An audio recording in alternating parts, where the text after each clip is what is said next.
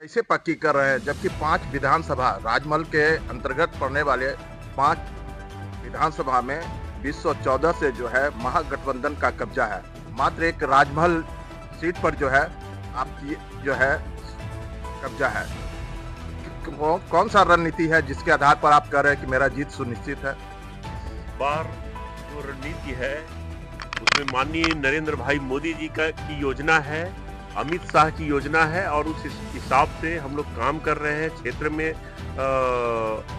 आदिवासी जनमानस में भी एक परिवर्तन की बयार बह रही है और पूरे देश में या यूं कहे कि एक उत्साह का माहौल है। चुनाव एक पर्व के रूप में है और नरेंद्र भाई मोदी बड़ी अपार सफलता के साथ पुनः जो है तीसरी बार प्रधानमंत्री की कुर्सी पर काबिज हो गए। किस मुद्दे पर आप जो है अपने क्षेत्र में जो है जनता से जो है वोट मांग रहे हैं? हम सिर्फ इस विषय को उठा रहे हैं कि जो 10 वर्षों तक जेएमएम के सांसद विजय हांसदा जी ने विकास से इस क्षेत्र को महरूम रखा, 10 साल तक उन्होंने जनता की समस्याओं को सुना नहीं, तो उनकी एंटी इनकम्बेंसी का भी मुझे लाभ मिल रहा है और हम उन्हीं जिन विकास से महरूम रखा गया उसी विकास को मुद्दा बनाकर क्षेत्र में निकले हैं और उसी विकास के मुद्दे पर हमें वोट मिल रहा है।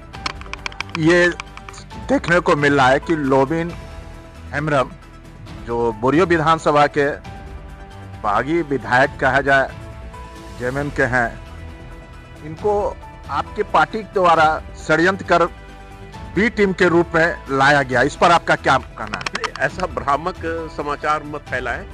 जहां तक की बात है कि लोबिन जी और ये जेएमएम के आंतरिक कलह का मामला है और वो सतह पे आ गया। उसमें भाजपा का दूर दूर तक कोई लेना देना नहीं है। भाजपा अपने मुद्दों पर चुनाव लड़ रही है और सक्षम है भाजपा अपने पैरों पे खड़ा होने के लिए। उसे किसी बैसाखी की जरूरत नहीं है। लोबिन जी अपना काम कर रहे हैं, अपने पार्टी में अपनी वजूद को तलाशने का काम कर रहे हैं। ये उनका आंतरिक मामला है। मैं ये जानना चाह रहा हूँ कि 2 बार से हेमलाल मुर्मू को बीजेपी से लगाया था। इस बार वे जेएमएम के स्तर पर स्टार प्रचारक के रूप में जो है क्षेत्र में जनता से वोट मांग रहे हैं, तो इस पर आपके पार्टी पर क्या असर पड़ेगा? चुके हुए चौहान है हेमलाल जी, जिसको भारतीय जनता पार्टी ने 4 बार आजमा के देख लिया, जिस जो राख हो चुके हैं, अब उससे किसी उम्मीद की नहीं की जा सकती है। तो ऐसे बिना तीर वाले गांडीव को लेकर के हम कहीं भी चिंतित नहीं। ये बताइए आपके झारखंड राज्य में कुल कितने सीट जो है आपको मिल रहा है? हमें तो एक फल मिलेगा और 13 फूल मिलेंगे। हाँ, एक फूल कहाँ से मिल रहा है? एक फल कहाँ से मिल रहा है? एक फल गिरिडीह से। अच्छा, हाँ।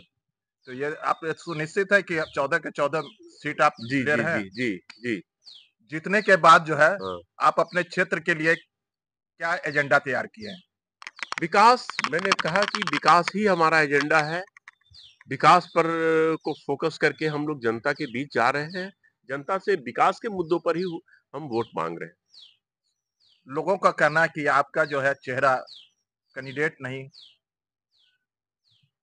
नरेंद्र भाई मोदी जी का नाम जो है बराबर जनता के बीच चर्चा होता है। कहते हैं कि नहीं, एक ही उनका चेहरा पर हम लोग वोट देते हैं। ऐसा क्यों?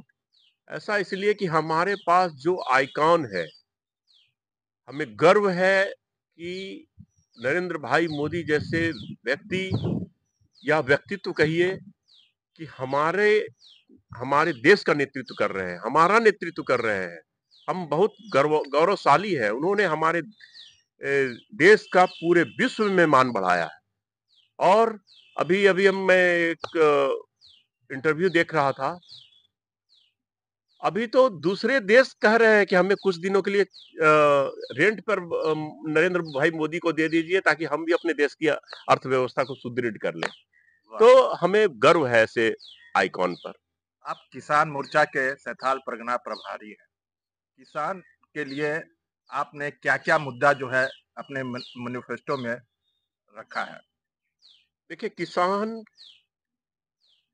के लिए नरेंद्र भाई मोदी जी बहुत ही संवेदनशील हैं और उन्होंने बड़े बड़े संवेदनशीलता के साथ उनके आय को दुगना करने का प्रयास किया है, किसान सम्मान निधि देने का प्रयास किया है और लगातार उनकी समस्याओं को से वो जो है निजात दिलाने के लिए क्षेत्र में सिंचाई की व्यवस्था करने के लिए और कई तरह की सब्सिडी, किसान क्रेडिट कार्ड, कहीं किसानों को कोई असुविधा नहीं हो इसलिए तमाम तरह की सुविधाएं देने का काम किया है।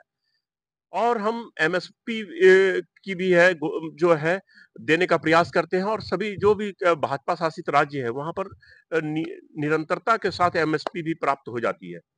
जहाँ जैसे कि झारखंड में अभी हमारी सरकार नहीं है तो किसानों के साथ सौतेलापन व्यवहार हो रहा है।